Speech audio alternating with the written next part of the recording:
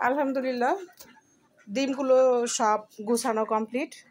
তো আজকেও আলহামদুলিল্লাহ কালকের মতো আজকেও 125টা ডিম পেলাম। এই যে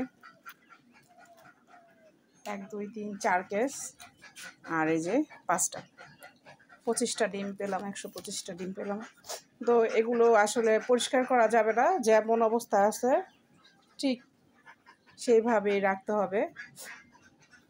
কারণ যাকে পাইকারি দেই জুয়েল ভাই, ও বলছে যে আপু এই কদিনে ঈদের আমি 5 তারিখে ডিম দিয়ে আসছি, তো 6 তারিখের থেকে ধরে আজকে 10 তারিখ পর্যন্ত এই 4 দিনের ডিম বলছে আপু আমি যতদিন না আসি ওই কয়দিন পর্যন্ত আপনি ডিমগুলো সব একদম করবেন না, পানি লাগাবেন না, নাহলে ডিম নষ্ট হয়ে যায়, ডিমের কালার বলে নষ্ট হয়ে যায়, ডিমও নষ্ট হয়ে যায়।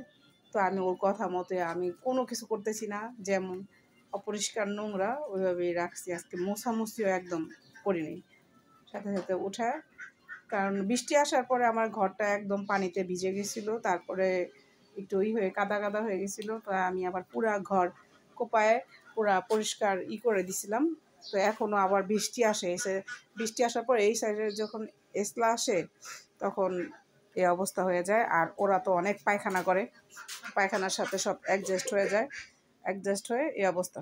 তো হাঁসের ঘরটা আমি ঝাড়াঝাড়ি করে পরিষ্কার পরিচ্ছন্ন করে এই 2 দিন করতে পারিনি, বাসায় অনেক মেহমান ছিল সেজন্য। তো আজকে সকাল সকালই ওদের ঘরটর পরিষ্কার পরিচ্ছন্ন করে নিলাম, ওদেরও ছাড়া কমপ্লিট, ওনারাও।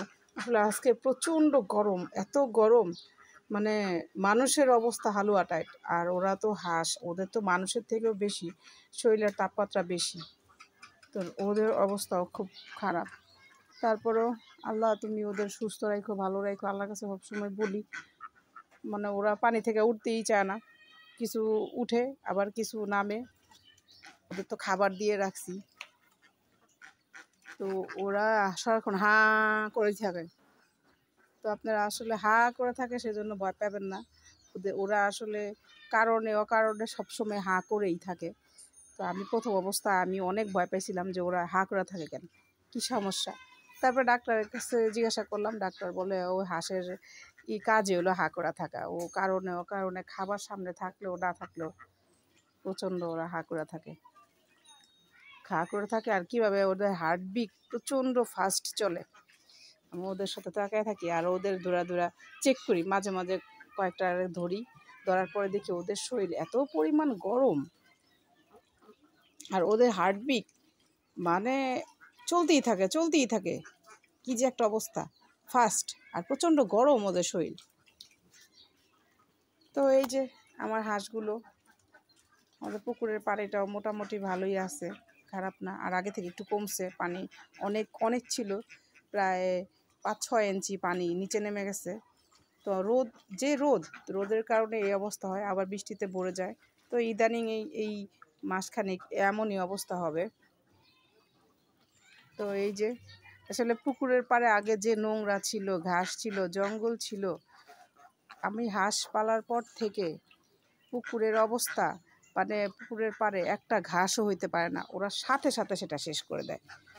তো ওদের দেখাই আমি, ওরা আসাতে আমার উপকার হয়েছে কি, ওরা আসাতে উপকার হয়েছে যে আমার বাসায় আগে মানুষকে বলতে হইতো যে আপনারা ঘাস কেটে নেন, হাঁস যারা গরু পালে ওদের বলতে হইতো, বলা কাটাইতে হইতো। তো আমার হাঁস আসার পর থেকে একটা জিনিস ভালো হয়েছে, আমার বাসায় কোনো ঘাস নাই। আমার বাসায় এইটা মোটামুটি একটু অনেক বড় উঠানটা, তো কোনো ঘাস নাই, সব পরিষ্কার পরিচ্ছন্ন। ওরা একেবারে ঘাস টাস খেয়ে দেয়। আজকে আমি চিন্তা করছি সামনের ওই নেটটাও খুলে দিব, খুলে ওই সাইডে টালের নিচে অনেক ঘাস হয়েছে, ওগুলা দিয়ে খাওয়াই দিব। বলতে পারে না হাঁস আপনার ছোটোখাটো গরু, আশেপাশে যা থাকবে টোকায় সব। আর এই জায়গায় হাঁসের সংখ্যা বেশি, তো এই কারণে সুবিধা বেশি। আধা ঘন্টার ভিতরে মনে করেন ওরা সব পরিষ্কার পরিচ্ছন্ন করে দেয়। তো আপনারা সবাই আমার হাঁসগুলোর জন্য দোয়া করবেন, ওরা যেন সুস্থ থাকে, ভালো থাকে। আসসালামু আলাইকুম।